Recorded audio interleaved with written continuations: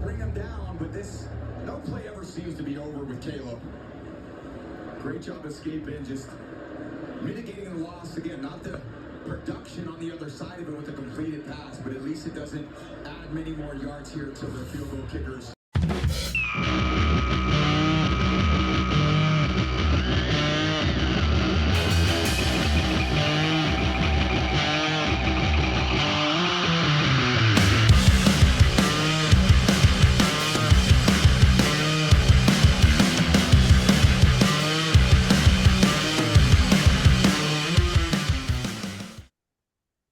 The first place Chicago Bears.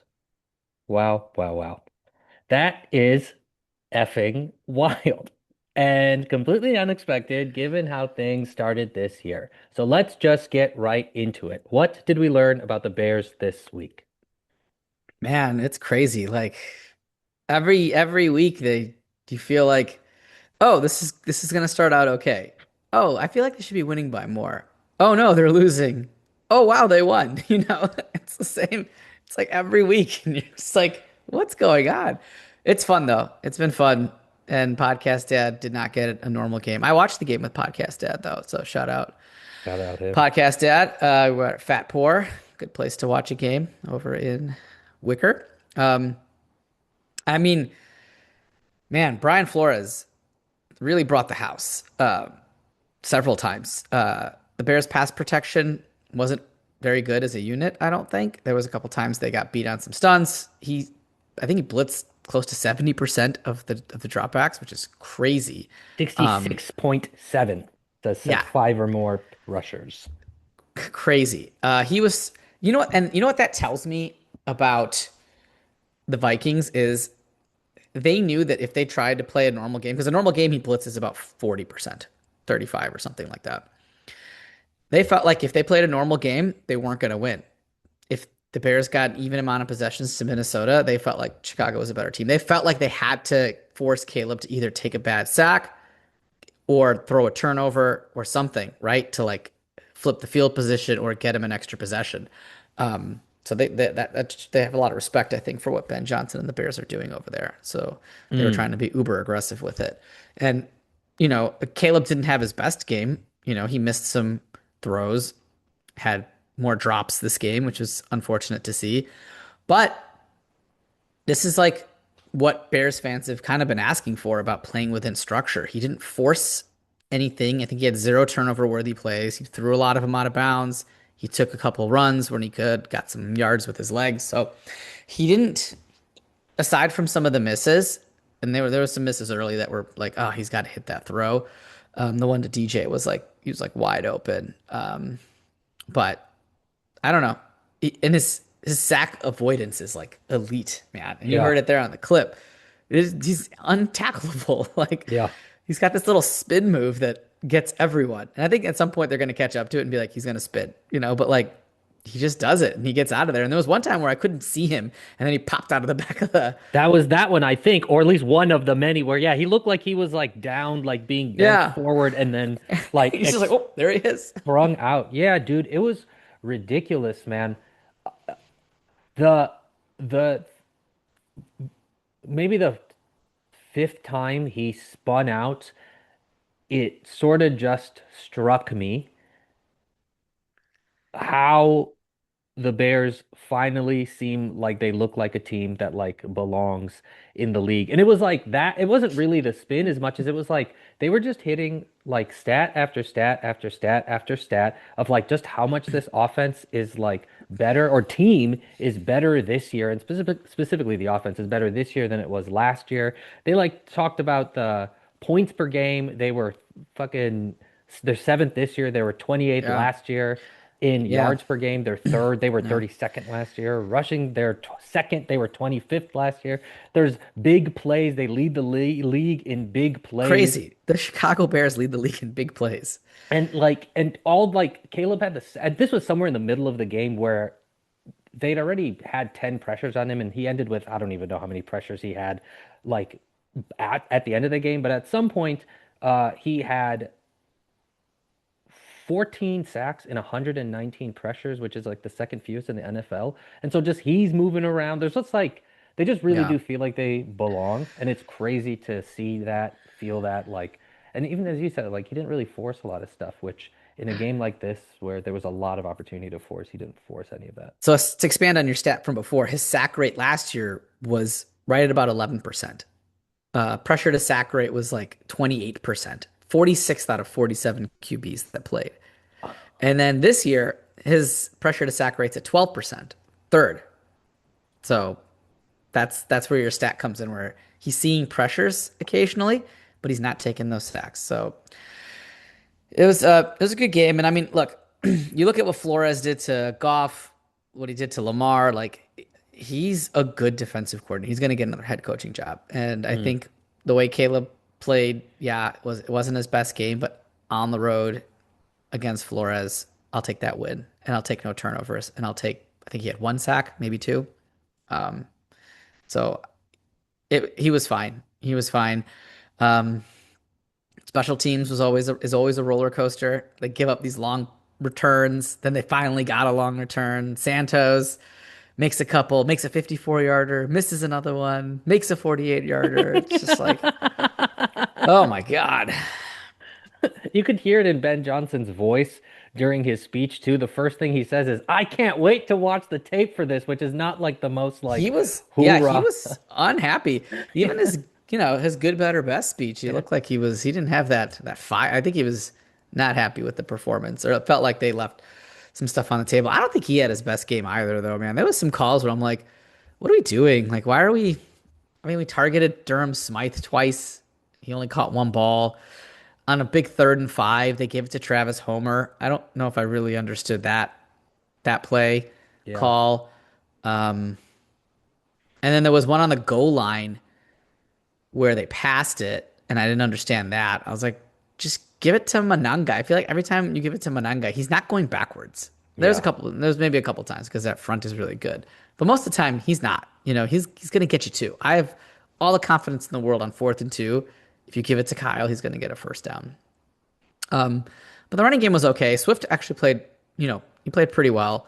Um, Theo struggled a little bit. I think most of the offensive line had their moments where they struggled a little bit. Wright was kind of whiffing on a little bit. Jonah Jackson whiffed on a couple run plays. So not the prettiest, but that is a pretty good Vikings team aside Yeah. from JJ McCarthy, who was, I mean, he didn't really get pressured a ton at all, and he was missing some throws as well. That those first three drives were so bad for both teams. Like they were both Yeah, just airmailing their receivers. they I mean, were. Yeah, and the receivers were dropping. yeah, I mean, like the yeah. Addison. Yeah, Addison yeah, dropped.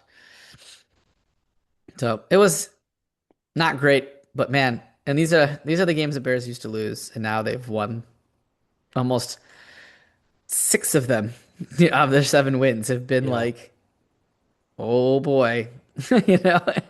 So, then next week they get the Steelers, and they could be going up against Mason Rudolph instead of Aaron Rodgers. So could catch a little Yeah. bit of a break there too. I mean, it is cool to hear, like, as frustrated as Ben Johnson or whatever Ben Johnson's getting sounds a little tired of this shit. I'm obviously happy about the win, but like, there is this. I think I just saw DJ Moore had said like the word to describe this team is resilient, and I think there is this like belief like if we're close at the end, if we're close at the end because we came back, or we're close at the end because we blew a lead and let you come back or whatever, it's like we're not out of this game, which is that like must feel good as a player. Like you're never, last year, I mean, that's Yeah, kind of going back yeah. to like feeling like we weren't didn't belong. Like there was nothing that was like redeeming about last year, Ugh. like this just feels like the fans feel it. I feel like the players feel it. Like Lone Star Daddy, like his phone died, so he missed the Duvernay return, but he thought Caleb let us down again. So it's just like that is like I was like not hanging my head when they scored, and I looked at the clock and I was like, okay, I think we had 2 timeouts, and it was 50 seconds, and I'm like, oh yeah, we can do this. I expect us to do this. And then slow ass Devin Duvernay somehow got us to like the 40 something yard line, and it was great. I can understand why Ben ran it there. I don't think with Flores you want a sack or something crazy to happen. They also fumbled that snap that one time. Luckily Rome dove on it. That was a very heady play by Rome. That could have been real bad. Yeah, and then got the nice little 24-yard to get us to like 1 yard from the first Hmm. down. Um, the one thing that did stick out, talking about Ben making kind of not really questionable calls, but just kind of like, I wonder what's There going was on some. here. Yeah. Like that last drive, he had Swift run, which Swift made some good runs, but I was like, why isn't Monunga just here going sort of forward? Like it just seemed like it could have been a Monunga thing. I mean, it worked out really well. Swift had some really nice runs, and maybe they feel more confident with He just Swift's trusts hands. Swift there. Yeah, Yeah. makes He sense. just trusts him there. Um, and I think some of it is getting on the same page in terms of what the play is, if they're going to audible, having to have the running back make a decision, and maybe they don't know if Kyle's seen it all quite yet, especially with like Yeah. a guy like Flores who might throw some crazy ass shit at you. Who knows? But yeah, man, they got it through, and it was tense, but it's good. They needed that win, right? They need to get a division win because they haven't been very good in the Yeah. division the last couple years. And I think I read something like Ben Johnson already has as many road wins as Eberflus in 7 games. And Eberflus was here for 3 years. He's got as many road wins I already. think at some point the comparisons become unfair because of just how bad that tenure was. I'm not saying we shouldn't keep comparing, but it's just so like I think just it's like freaking I don't even want to curse anymore, but it's just freaking crazy, dude. Like just Yeah. how like we just look like a team that is at least can be competitive, Competent. competent, like It's what just coaching does to you, right? Like in previous years, you're like, okay, we need Caleb to be a hero, or we need our players to do something because we're not going to be able to out scheme any other team, you know? And now you've got like, okay, we got coaches. If they have a mismatch, I expect our coaches to try to exploit it, both on the offense and defensive side of the ball.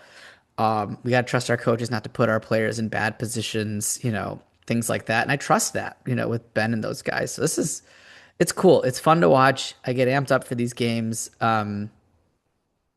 Yeah, it's great. Having a good time. yeah, I guess it is like, I mean, things get a little real over these next few They will. weeks and the rest of the season. I mean, but there's like belief can take you really far. It's like there are things that are there. I mean, what were the Bears not doing in the beginning of the game? I mean, they weren't really executing, I guess, but like, I mean, I guess what I'm asking is like, what do you want to see more of? Because I really felt like after that first whack ass drive by Minnesota, I was like, this is like, we need to score and really set the tone. And then it took us They quite a need to they while. need to be more crisp. They're still sloppy in their operations, right? They got some pre-snap penalties. They had an illegal formation that wiped out a play. They're dropping the ball. Caleb's inaccurate at times, especially on the deep ball. Like that stuff they have to clean up. That's what's going to keeping them from being a really good team this year, or even if you want to say a good team, because right now I'd say they're pretty good. I mean, they're not like great, I wouldn't think, but it's because of stuff like that. They also need to be able to get to the passer, right? Like what JJ McCarthy did with all kinds of time in the world, even Mason Rudolph won't miss those throws, right? And so if you have zero pass rush again next week, you're going to be feeling it. And they got to get left tackle short up in pass protection because now he's got TJ Watt coming into town, right? And that dude's a beast. So how are we going to game plan for that? So really, they have things that they have to work on. And I think what's nice about Ben is he's very self-aware of those things. I don't think Flus was very self-aware of the strengths and weaknesses of his own team, where Ben is very in tune with that. Like he's like, oh yeah, Benedict's going to have a problem. I'm going to have to figure out a way to roll Caleb, have a rolling pocket or get him away from TJ Watt, right? And Dennis Allen's like, these guys can't generate a pass rush. I'm going to have to blitz Chauncey Gardner Johnson or figure out ways to, manipulate pressure, and he's going to have to figure things like that out. But the nice thing is they're going to start getting healthier. Jalen Johnson, they opened up his practice window, so at the very, I think worst, he'll be back for the Packers game Mm, in December. Gordon, that was his last fourth game that he missed from IR, so he's eligible to return to the team. DJ Edwards, who's been hurt, should be coming back at some point this season too. So they should get 3 starters back on defense, and then it'll be fun for Dennis Allen to figure out how to play Gordon and Gardner Johnson at the same time. Because right now Gardner yeah. Johnson has been filling in that nickel spot. Mm. Yeah, as you were saying all of that about the sort of like being a very good team or a good team or whatever. It's like I feel like we have this air of like we're like pesky and we're gonna stick around, and I think you want to like work to elevate to like whatever the Chiefs have been for a while, like until I don't know what's happening to them currently, but like where they've been just kind of like you're like rock solid in shit. And I think that we're like working towards that because it's crazy because it's I mean the defense on numbers is really bad until you get to like red line or red zone defense and like third down defense, and then they're like Hmm. very good. And the offense is like, leading the league in many things, but then there's all or like tops in the league, but then like there's all this chaotic inconsistency. It's Yeah, like just random drops and like things like that. And you're like, come on, guys. Like, we're very close to just, they haven't played a full game yet, you know? So, mm, yeah, it's exciting. And this is year one, though, right? yeah. I'm excited for next season when they've had another full off season of like coming in and not having to learn the playbook, but practicing the plays, right? And I think that's going to be pretty cool to watch. It is, I think collectively, like each game is building that confidence, like of just like Hmm. us as fans, I guess, and team and like belief of like, yeah, we can do this. And as you said, like Ben Johnson's awareness of like where the flaws are and the significant flaws and room for improvement is like they're not lying to themselves about who they Yeah. are. And Yeah. like the belief should be there. And when you can kind of see the things that could become good if executed correctly are there. It's just hitting those things. Like it's a very exciting time, and it's all like belief is growing with the structure growing, and we're kind of you'll see execution, and clearly we're like like there's moments where you watch the run, like the running game be incredible and the throwing game be fucking incredible. Something that was really interesting that Brady said was that the Bears aren't surgical, they're explosive. And I think Yeah. we're like, if we can get to that surgical point and be Yeah. like consistently surgical, like then you get to like consistent gameplay and just like yeah, not this chaos of whatever. As fun as it is, like this is it's hard to sustain this kind of. Well, that just might be what Caleb is, though. He's a big game hunter, Yeah. and as much as Ben Johnson wants to coach him to like take the check down, I mean, he's good about it sometimes, but sometimes he misses those because he's like looking for that big play. And I think the receivers need to get more comfortable with him too in terms of the scramble drill, like coming back to the ball. Loveland does a really good job with that. And actually Cole Kmet had a really good game yesterday Mm. too. So the tight ends are picking up steam and they're doing a good job of the comebacks. Like DJ and Rome need to be better a little bit about that sort of thing. So I think that's just getting used to playing with your quarterback. This is fully based on the eye test of the game. I didn't look at any stats, but it did look like he, and maybe it was a lot of just Cole Kmet and Loveland's game and success yesterday, but it did seem like he hit the check down a little bit more often. And Hmm. that was just based Yeah. on looking. And I remember saying, damn, he hit the check down. That's great. But I don't know if he actually did it more He was much better consistently. in the second half. Hitting a couple floaters. Caleb's thing is he likes to throw fastballs, right, all the time. And so he had a couple where he had like floating it over a linebacker or something like that. He had a little bit more touch in the second half. First half he was a little erratic. Yeah. But Brian Flores he'll do that too. Yeah. I mean, for being under pressure that much, no turnovers, a fumble that was almost lost and recovered, whatever. Hmm. I mean, he didn't lose the game for us. And in an environment like that where people are coming at you and you're fucking running around and shit, like it's the recipe to potentially lose the game That and was a good do win. That yeah. was a good win. Yeah. Yeah. And it's just very exciting, man. I like this building, growing, slowly ramping This is up. way less depressing than our podcast last year. So the saddest. Week 11 last year, where we were at mentally, it was probably like depressing shit, man. I'm gonna just read you the title of week 11 real quick before we get out of here because I feel like it's a good sense on while I look up that title, you want to give us a little preview of what next week looks like for the Bears? Oh yeah, sure. They've got the Steelers, and everybody's hyped about it because it's Aaron Rodgers' probably last game at Soldier Field, and his Mm, previous game at Soldier Field was the famous like "I own you" comment. And so, I think this Bears team is poised to like send him out, with a loss. But he has a fracture in his left hand, so it's non-throwing hand. I'm sure he wants to play. He loves playing against the Bears for obvious reasons, and I think the Bears want him to play. I want him to play, but we might get Mason Rudolph, and I think that changes things a little bit for the Bears. Rodgers obviously a headier player, much more talented, but I think at this stage, Mason's never really been that athletic, but I don't know, he might be more athletic than 41-year-old Rodgers. Um, and he's probably not as good at the deep ball. So, yeah, should be good. It's a game that the Bears can definitely win. I don't think Pittsburgh's very elite. I think they can be had too. They're kind of similar to the Bears, I would say, and they get him in Soldier Field, and we'll see if Kyler or TJ come back. Probably won't see Kyler, but you might see TJ. Oh yeah. Okay, week 11 was when they played the Packers and the episode was called Many Ways to Skin a Bear. Oh yeah. So not good. Many ways to skin a bear. See, it's so funny, right? Last year we were finding different ways to lose, and this year they're like finding weird ass ways to win. It's crazy. The complete opposite. It's like Yeah. just as chaotic, but like in the positive, which is, Yeah. way better. Yeah. Uh, where can people find you? Where can they listen to you? Where can they read you? All that stuff.